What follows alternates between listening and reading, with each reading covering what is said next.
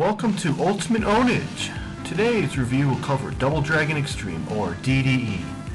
DDE is a Double Dragon mod on the Beats of Rage emulator. If you're a fan of Double Dragon, or beat 'em ups in general, then this is the mod you need to play. I'll provide a download link in the description section of this video.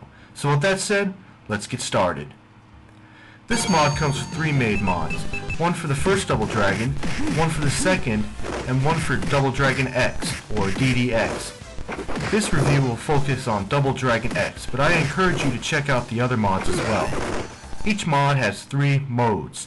The first being an arcade mode, which uses arcade music, the second being an NES mode, which uses NES music, and lastly, an arrange mode, which uses a blend of NES and arcade music, including arcade renditions of NES music.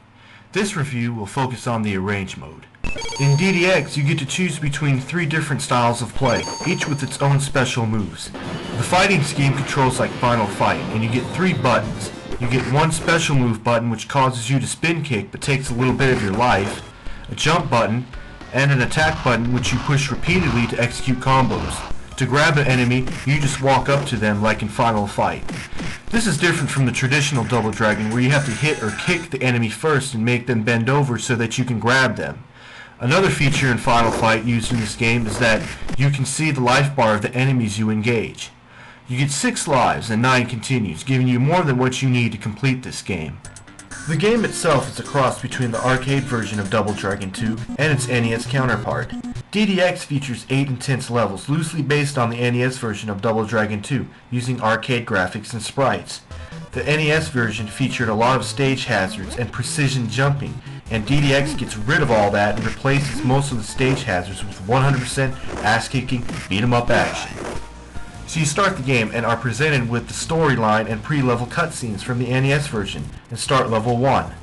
Level 1 starts off like the arcade version, and you fight hordes of enemies armed to the teeth with whips, bats, knives, and once you get to the end, you transition to a roof where you fight more enemies and then fight the first boss like in the NES version. Level 2 starts off with a newly designed level which is very loosely based on the arcade version of Level 2, and then transitions to a part which is based on the final section of the NES version. In the arcade version, you come up to a conveyor belt and fight a big man with suspenders. In DDX, however, you fight 2 ninjas, and there's a helicopter in the background, much like the NES version. What's interesting is that these ninja sprites don't exist in the arcade version, so the makers of this mod had to create them.